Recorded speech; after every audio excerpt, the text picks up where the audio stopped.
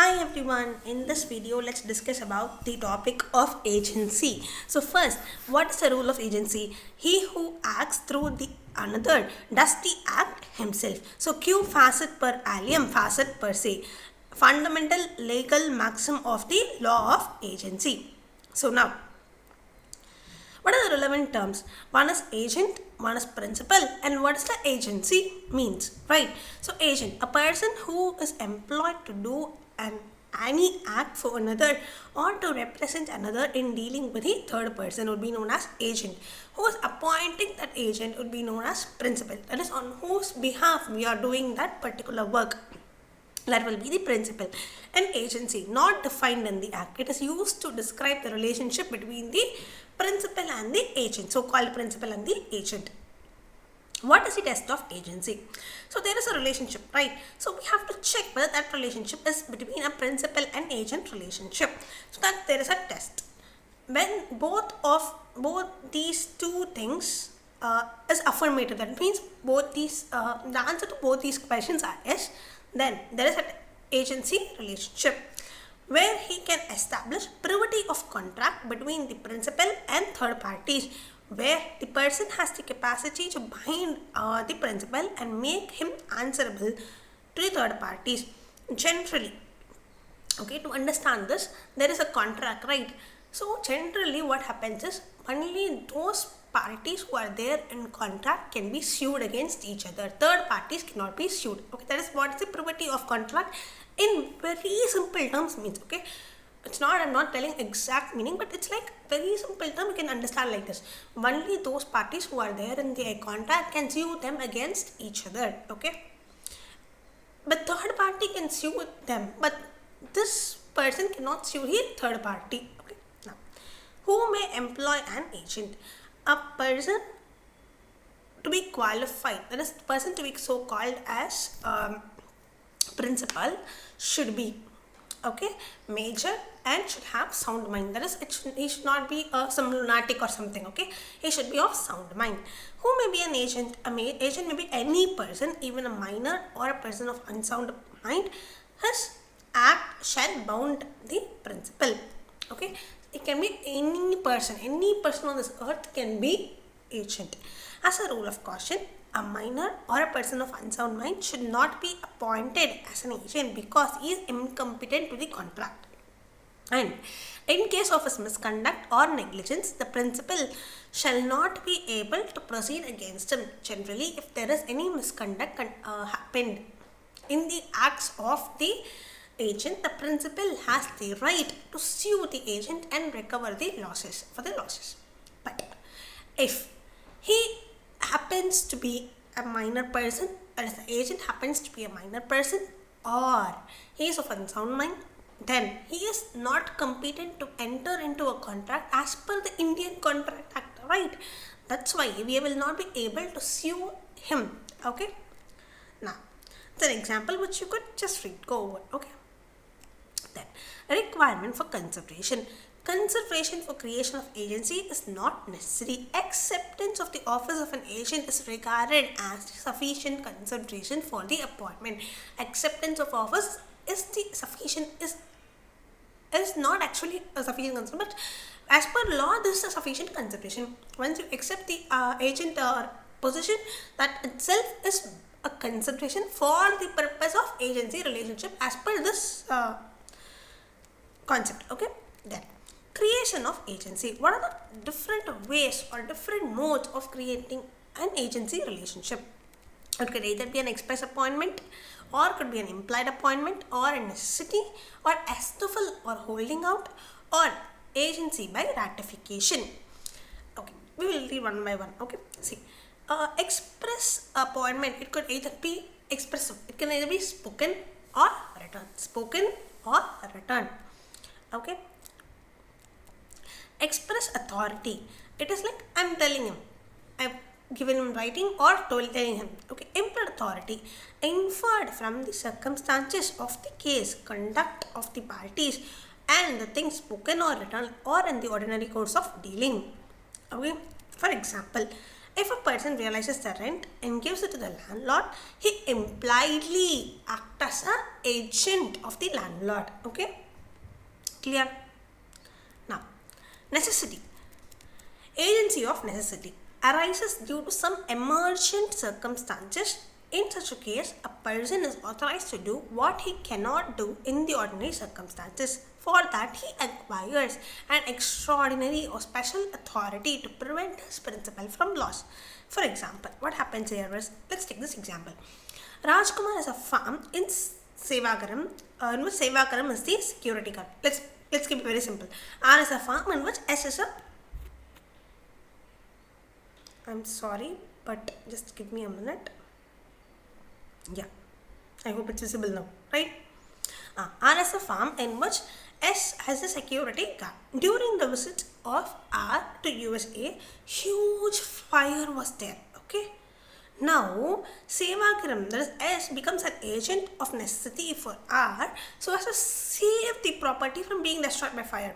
So, R will bear up all the expenditure which S incurred to put out the fire and save the farm from destruction during the absence of R from the country. See, suddenly what happened is, okay, assume there is a farm which has caught fire. That's why it's an example. Let's take an immediate, your bike is there. Suddenly it caught fire. Okay, somebody is putting up and making all things good. Okay, he's making is doing all things first. Okay, and making it ready for driving again. Those repair expenditure you should bear, right? That's the normal genuine thing, right? That is known as agency for genuinity. That person who's doing becomes an agent for necessity. Agency by Aristotle, where in an agent has without authority done acts or incurred obligations to third person on behalf of his principal. The principal is bound by such acts or obligation if he has by his words or conduct induced such third person to believe that such acts and obligations bear within the scope of the agent's authority. See, I have not explicitly stated that this has, say for example, okay, generally agents will have some power to give some at least 10% of discount. Okay, he gives 15% of discount. Okay, he has done without his authority. Okay, now he has done acts. Okay, to third person on behalf of the principal. Okay, the principal is bound. When the principal is bound to give this discount, when he has made the third party believe that whatever the agent is doing is on behalf of me. Okay, he has given some explicit or by word or his conduct, he has made it clear to the third person that whatever he does, it's on behalf of me. Then what the third person would think, this 15% discount is also given by the principal, right? That's when the principal is bound by the acts or obligation. For example, let's take this example. Mr. P, for several months, made Sukhdev to buy goods on credit from the nearest provision store on his behalf and has paid for the goods bought by Sukhdev. Here, P cannot later refuse to pay the goods purchased from the provision store who has supplied goods on credit to Sukhdev in the belief that he was the P's agent and was buying on behalf of P. In this case, P is stopped now from asserting that Sukhdev was not his agent because on his earlier occasion he permitted provision dealer to believe that Sukhdev was his agent and he has acted in that belief. See, now what happens, Sukhdev? Here, what is the case? I am P. Okay, I have an agent called Sukhdev. Okay, okay, and there's a nearby provision store. He goes and buys things. One day I told him, he is my agent. Okay, he's buying on behalf of me. Okay, now he's giving down credit. I'm not paying ready cash. But later on date, I cannot go and say that I have not bought it. He bought it. Let him pay the money. No, I could not say that because I have made him believe that he's acting on behalf of me. Okay. Now, agency by ratification, meaning approving a previous act or transaction. Okay, that is known as ratification. I've done something earlier, okay, without any authority, but now I'm going to approve the previous transaction. It could either be an implied or could be an express one. Okay. Hear my voice, I'm having severe cold, that's why, I'm sorry. Agency by ratification, where acts are done by one person on behalf of the another, but without his knowledge or authority, he may elect to ratify or to disown such acts. If he ratifies them, it shall have the effects as if they have been performed with his authority. See, for example, what happens? Generally, what happens? we need something. Okay, in a company, what happens? We need something. We give an agreement. Then we check a memorandum. We don't have powers. Okay, say assume this happens. Okay, we thought the managing. We thought the managing director's power to approve this particular purchase of machinery. He approved. Okay, then we bought that machinery. Now that machinery is for genuine case for the use in the by the company. Okay, now we then check the MOA and AOA. AOA states it states for purchase of machinery about so and so about 10 lakhs. Okay, requires the approval of managing director and whole-time director. Now we are shocked. We didn't get the whole-time director's approval. We checked the purchase of machinery's price. Machinery's cost. It's greater than 10 lakhs. Achoo. Now we go to the managing director. Director, can you please sign it? He checks, fine, it's genuine. So he says approved. He may elect to ratify. This is an example. Okay, now you have to let the principal agent. Okay, that's how. Okay, then he ratifies. Then if he finds it ingenuine, what he will do? He will put cross mark and says not approved. Okay, to disown such acts. Okay, he approved, then it is as if it has been approved priorly. Okay, so that will be the situation. Okay, then essentials of ratification. It may be expressed or implied. Knowledge requisite for valid ratification. Effect of ratifying unauthorized act forming part of transaction. Ratification of unauthorized act cannot ensure third person. Ratification of within a reasonable time. Ratification should be communicated. There. See, Abhi, without B's authority, lends B's money to C. Afterwards, B accepted and gets the interest from it. Now, B has ratified the act done by B. Okay. Now, extent of agent's authority. The agent can bind the principal only if he acts within the scope of his authority. The extent of the agent's authority, expressed or implied, is determined by the nature of the act, the business he is appointed to do. Things which are incidental to the business are usually done in the course of such business. The usage of trade business. Nature or extent of agent's authority will include every lawful thing necessary for the purpose of carrying it out, every lawful thing justified by the various customs of trades in emergency. Such acts for the purpose of protecting the principal from the laws will be done by a person of ordinary prudence in his own case under similar circumstances. Agent's authority is governed by two principles. One is normal circumstances and in case of emergency. Okay. An agent whose authority for sell the goods may repair it if it is necessary. That is normal, and this is emergency. Okay. Now, excuse me. See here, this example. A contains perishable goods to be at Srinagar with the directions to send them immediately. C at Tamil Nadu. B may sell the goods if they begin to perish before they reach their destination. Provisions related to subagents. Subagent means own a principal delegates. If a principal delegates the work to a person called as agent. Agent further delegates the work to a person known as subagent. Say principal, agent. Now agent becomes principal and subagents become the agent. Okay. Appointment of subagent based on the Latin principle delegatus non potest delegare. Delegatus non potest delegare, which means I am delegated to someone, he cannot delegate again. General principle. Okay, but okay, that's what agent cannot lawfully employ another person acts which he had taken expressly or impliedly to perform personally unless by the ordinary custom of trade a subagent may or from the nature of agency a subagent must be employed. Exception where an agent can appoint a subagent if the terms of appointment originally contemplated. In the original term of agreement with the principal itself, I have mentioned that I need a subagent. Okay. Customs of trade may provide for such appointment. In both these cases, the subagent would be treated as the agent of the principal, where in the course of the agent's employment, unforeseen emergency arise which leads to delegate authority given to him by the principal. So the exceptions where an agent can appoint a subagent. representation of principal by sub-agent appointed. Where a sub-agent is properly appointed, the principal is, with respect to the third person, is bound and responsible for the acts of the sub-agent as if he were agent originally appointed by the principal. Agent's responsibility for sub-agents. The agent is responsible to the principal for all the acts done by the sub-agent, because now he is the principal, right? Agent is the principal and sub-agent is the agent, right?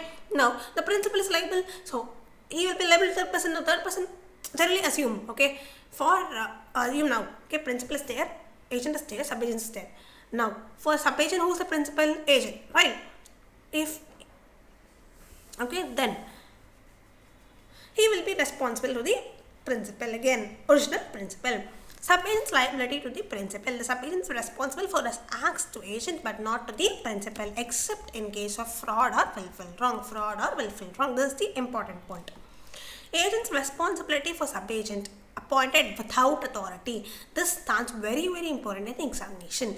Where an agent, without having authority to do so, appointed a person to act as a sub-agent, the agent stands towards such person in the relation to a principal to an agent, is responsible for his act both to the principal and to the third person. If he is properly appointed with authority, then his agent is responsible only for the principal,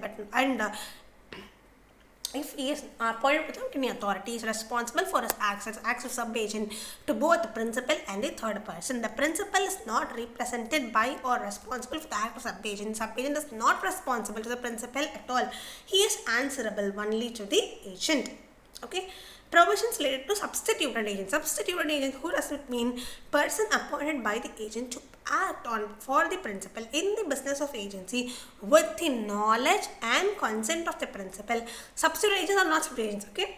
They are substituted one. For a particular job, I have substituted him because he is having much more expertise or much more knowledge in that particular area. Substituted agents are agents of the principal. Okay, the relationship between the principal and person duly appointed by agent to act in the business of agency. But an agent holding an express or implied authority to name another person to act on behalf of the principal in the business of agency named another person accordingly. Such person is not a sub-agent but the agent of the principal for such part of the business as is entrusted to him. Say for example, okay, I am a lawyer. Okay, I am a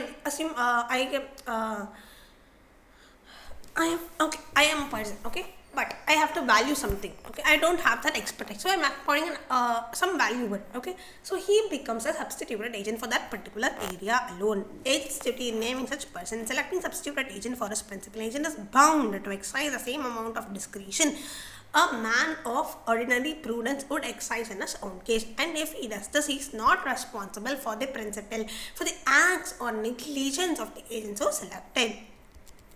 Okay, and this again becomes an important area. Difference between sub-agent and substituted agent. On the basis of work assigned, does his work under the control of the agent. Here it does the directions of the principal. Delegation. The agent not only appoints sub-agent but also delegates the work. The agent does not delegate any part of the task to a substituted agent. No privity of contract. Privity of contract is established. Liability towards agent. The sub-agent is responsible to the agent alone and not to the principal. Substituted agent is responsible to the principal and not to the original agent. Liability towards the principal. This is like principal, okay. The agent is responsible to the principal for the acts of the sub-agent. The agent is not responsible for the act of the substituted agent. Right of action for receiving remuneration. The sub-agent has no right of action against the principal for remuneration. Substituted agent can sue the principal because there is a privity of contract. Okay, now you could understand, you could relate it, right? Improper appointment. Sub-agents may improperly appointed. It cannot be improper because there is a contract. You cannot be never improperly appointed. Liability of agent on their appointment. The agent remains liable for the acts of the sub-agent as long as sub-agency continues. The agent duty ends once he has named the substituted agent. Duties and obligations of agent. He has the duty to follow the order of the principal, conduct the business in accordance with the directions given by the principal, reasonable care and skill, communication, avoid conflict of interest, do not make any secret profit, duty to remit the sums. Okay, and these examples you could go over once. Okay, before the exams. Right of an agent. He has the right to receive the remuneration. He has the right to retain the sums received on principal's account. Agents lien on the principal's property if he has to pay any dues. The right of indemnification. Right of indemnification against acts done in good faith. Okay. Principal's liability to third party. As there is no probity of contract and passing of consultation between the agent and the third party, therefore the liability remains that of the principal and not of the agent. An agent also cannot personally enforce contracts entered into by him on behalf of the principal. Conditions when principal is liable for the acts of the agent. Within a scope of authority, an agent does more than he is authorized to do, so much only of what he does is within his authority is binding between him and his principal. Principal not bound when excess of agent's authority is not separable. Any notice given or information obtained by the agent, provided be given or obtained in the course of the business, shall, as between the principal and third parties, have the same legal consequence as it had been given or obtained by the principal.